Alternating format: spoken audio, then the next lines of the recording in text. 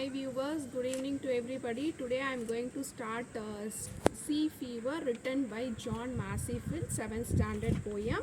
Now let us first introduce about the author. He is an English Indian writer.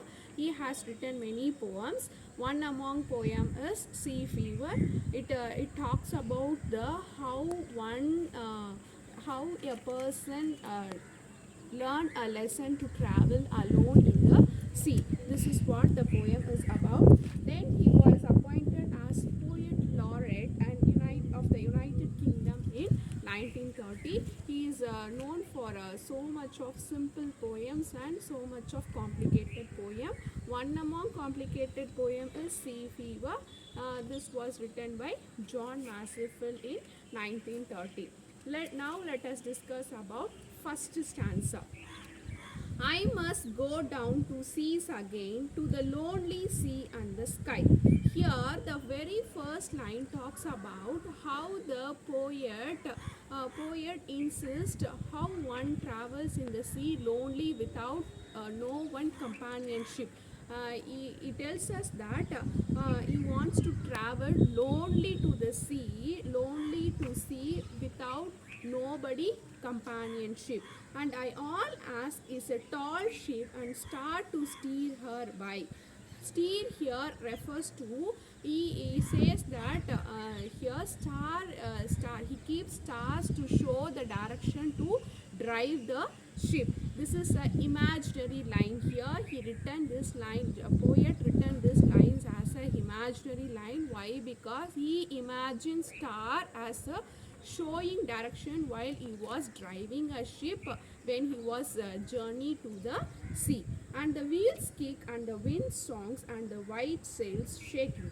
Here the poet talks about how he was experiences the natural scenario while he was traveling in the sea. So the wheels kick here, wheels kick refers to boats while sailing in the sea through the boat wheels are sailing kick. When he kicks the boat driving fast, the wheels kick. And wind song, he imagines a song while driving while making journey through the sea. He imagined wind sound as a song, melodious song, and white sails shaking.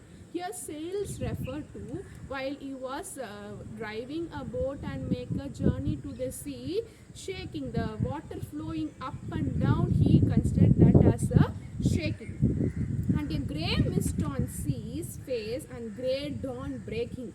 Here he talks about how the seas while he was journeying through the water, how the natural scenario around him was glowing to his eyes.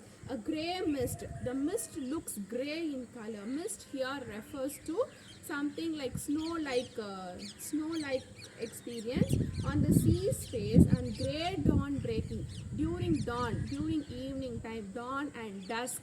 Here during morning dawn, grey dawn breaking here refers to the wide opening of morning after night, traveling along night and morning, how the early morning dawn sun looks like. I must go down to seas again for the call of running tide.